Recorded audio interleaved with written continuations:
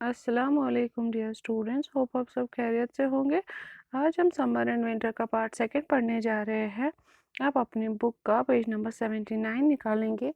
ये पोइम है, इसके बारे में हमने पहली वीडियो में डिस्कस किया कि ये पोइम है ये दो सीजन्स के बारे में, जिसमें जो पोइट है वो कंपेयर करता है दो सीजन्स को।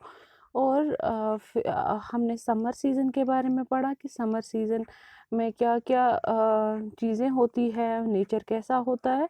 अब हमें आज पढ़ना है जो विंटर सीज़न है। Winter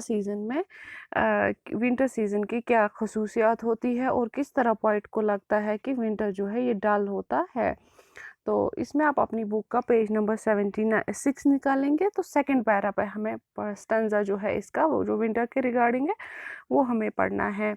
It was a winter such as when birds die in the deep forests and the fish lie stiffened in the translucent ice, which makes even the mud and slime of the warm lakes a crinkled clod as hard as brick.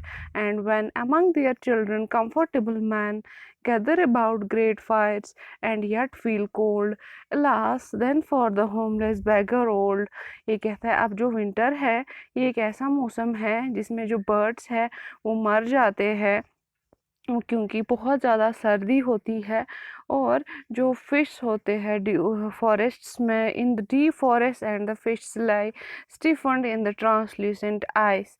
अब कहते हैं जो forest है वहाँ पे बहुत ज़्यादा सर्दी होती है, वहाँ जो बर्ड्स होते हैं वो बहुत मतलब सर्दियों की वजह से वो फ्रोस्ट हो जाते हैं, मर जाते हैं।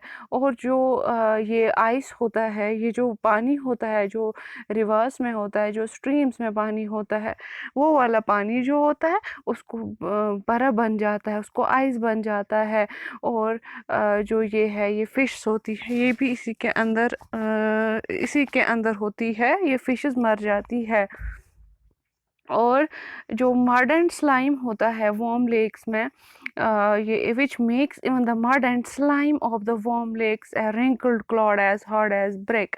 और जो ये स्लाइम होता है इन लेक्स जो होती है छोटी मोटी, इनमें कुछ मलबा जैसा जमा हो जाता है, कुछ मड जमा हो जाता है, क्योंकि ये पानी कहाँ से आता है, ये पानी जंगलों से आता है, फिर इधर उधर से घूम घूम के पहुँचता है इन लेक्स में। तो वहाँ पे एक स्लाइम, एक लेयर जैसी वो मतलब मतलब जो चिपक जाती है, वो स्लाइम लेयर या मड जो है वो इन लेग्स के ऊपर जमा हो जाती है। और लेकिन जो ये स्लाइम जो इस टाइम होता है, जो मड जो होता है, ये इतना सख्त हो जाता है जितनी एक ब्रिक सख्त होती है। यानी कि सर्दी की वजह से पानी जम जाता है, फॉरेस्ट जम जाते हैं, बहुत ज़्यादा आइस होता है, फिशेस इस जमे हुए पानी के नीचे रह जाती है। और जो ये रिवर्स है ये जम जाते हैं। And when among their children comfortable man gather about great Fyers and yet feel cold.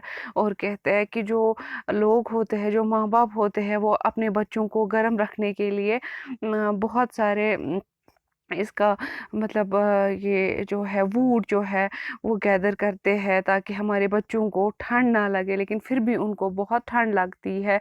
और जो होमलेस बेगर्स होते हैं जिनके पास घर नहीं होता है, जो बेगर्स होते हैं जो सड़कों पे सोते हैं, जो समर्स में कहीं पे भी सो जाते हैं, विंटर्स में उनके लिए बहुत मुश्किल हो जाती है, क्योंकि उनके पास रहने के लिए जगह नहीं होता है। अब वो सड़कों पे भी नहीं सो सकते हैं, वो कहीं पे भी नहीं बैठ सकते, क्योंकि उनके पास घर नहीं होता है, बाहर से मौसम ठंडा होता है।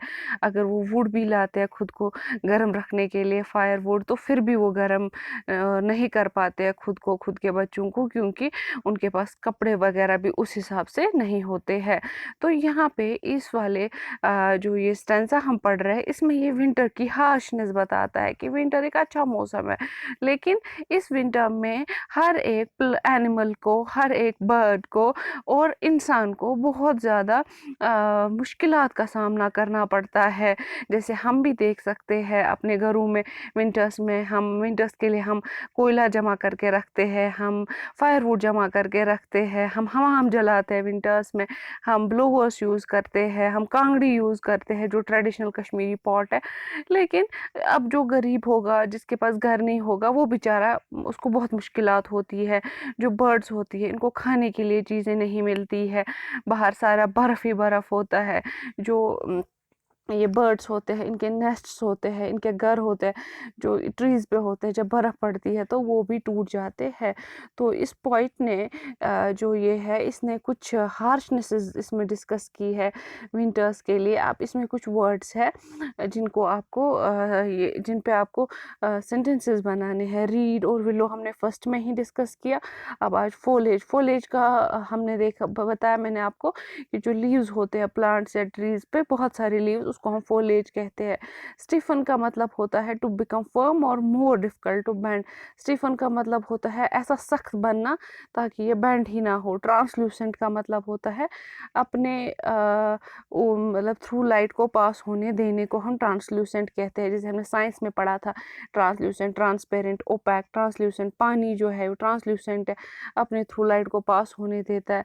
स्लाइम, स्लाइम होता है soft, moist, slippery, something sticky matter और सॉफ्ट मड, जो यूजुअली वो लेयर जैसी लग जाती है जब पानी काफ़ी टाइम तक जमा रहता है, या मड की जो लेयर होती है जो स्लिपरी होती है, जो मॉइस्ट होती है और सॉफ्ट होती है। क्लॉड का मतलब होता है lump specially of earth, clay और लोम। उनका एक